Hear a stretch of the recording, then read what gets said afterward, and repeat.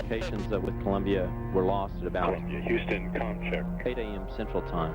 Columbia, Houston, About UHF comm check. 10 minutes ago. Why'd you say lock the doors?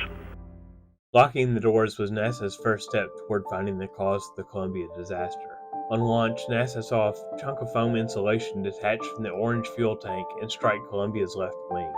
NASA analyzed the strike, then informed the crew there was absolutely no concern for re-entry. They were utterly wrong. Damage to the tiles caused by the foam strike allowed superheated plasma to enter the shuttle on re-entry, killing all 7 astronauts. The Columbia tragedy caused the eventual cancellation of the shuttle program. The Space Shuttle, while iconic as the first refurbishable crewed launch system, proved to be more dangerous, more costly, and more complicated to maintain than expected. Despite the loss of Columbia, NASA had to keep the Space Shuttle flying because they needed to finish building the International Space Station. So they introduced many new safety measures. In case of any emergencies, they had a backup shuttle and crew ready to launch within hours. The shuttle safely completed ISS construction. On the last flight in July 2011, shuttle pilot Doug Hurley left a small American flag flown on Columbia's first mission. With the shuttle retired, NASA had to rely on the Russian partners to get Americans to the ISS, at a cost of $80 million per seat. This was a bit tough on national pride since the US, who beat the Russians to the moon, now needed their help just to get to space. Since NASA couldn't secure Apollo-scale funding for a return to low Earth orbit, they turned to the commercial sector. Boeing and SpaceX, 2 very different aerospace companies, were chosen for the job. The American company who first returned American astronauts to the ISS would capture the flag left in 2011. Testing for both Boeing and SpaceX faced delays.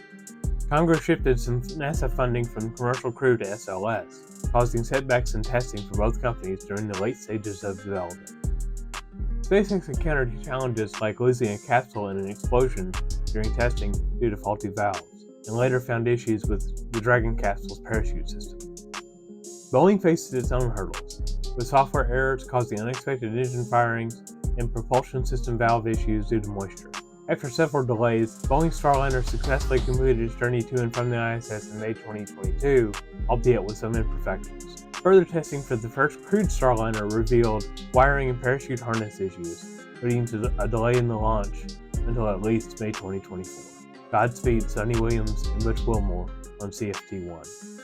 With a successful in-flight abort test and final parachute qualification testing complete, Crew Dragon, SpaceX, and NASA were finally ready. Bob Behnken and Doug Hurley were going to fly an American rocket from American soil to space. Are you going to be on good behavior? Are you going to listen to mommy and make her life easy? After a last goodbye with their families, Bob and Doug were sped away in a Tesla LC-39A, where Apollo 11 first took humans to the moon. They strapped in, and the countdown went smoothly.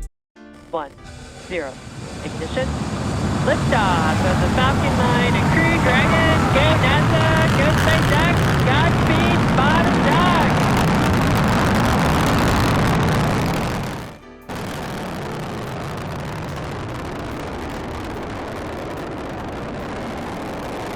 The launch went flawlessly. Booster 1058, later to become the first SpaceX booster to launch 19 times, made the first landing of a crewed rocket.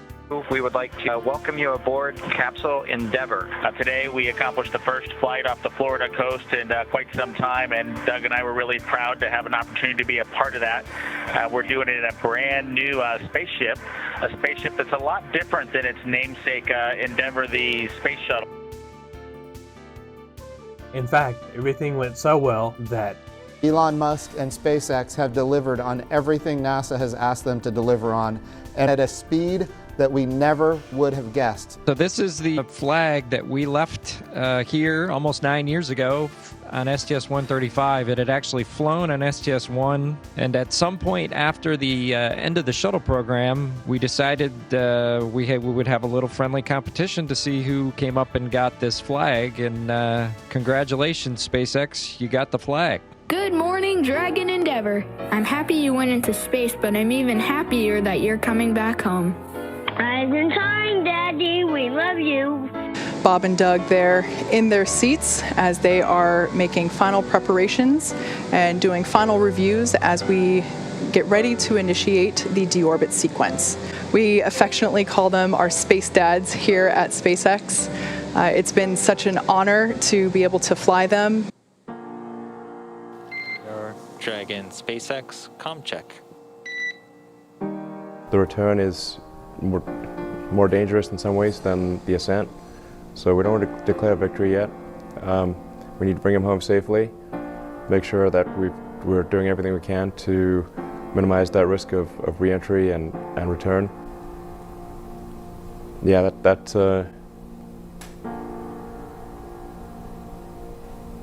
anyway, get it choked up here. So it really this. Yeah, I don't know. I'm getting choked up. Sorry. Dragon SpaceX comm check. Denver has you loud and clear. We're about 3.9 G. Copy. We've got you 5x5 as well, Doug. Looking good, and you can expect. Splashdown. On behalf of the SpaceX and NASA teams, welcome back to planet Earth, and thanks for flying SpaceX. On splashdown, SpaceX recovery vessels had company. Ordinary Americans were so excited about the mission they came out to welcome Bob and Doug personally. Human spaceflight was always the goal, the fundamental goal of SpaceX. It's been 18 years working towards this goal. It's hard to believe that it's happened. A craft made by humans, for humans. This is hopefully the first step on a journey towards a civilization on Mars, life becoming multi-planetary, based on the moon and expanding beyond Earth, and life becoming multi-planetary for the first time in the 4.5 billion year history of Earth. I think this is hopefully the first step on that journey. It will require a tremendous amount of innovation and technology development to make going to orbit and ultimately beyond orbit a routine matter where thousands and perhaps ultimately millions of people can travel to other planets. Falcon 9 is primary lift vehicle for Earth, doing more non-SpaceX launches than anything else. Starship is the first design of a rocket that is actually capable of making life multi-planetary. This is Tom at Falcon Space, and I hope you enjoyed my first long-form video. It's taken a few months of hard work as I learned to make these things. If you did enjoy it, please like it and leave a comment about what you found most interesting. Thank you.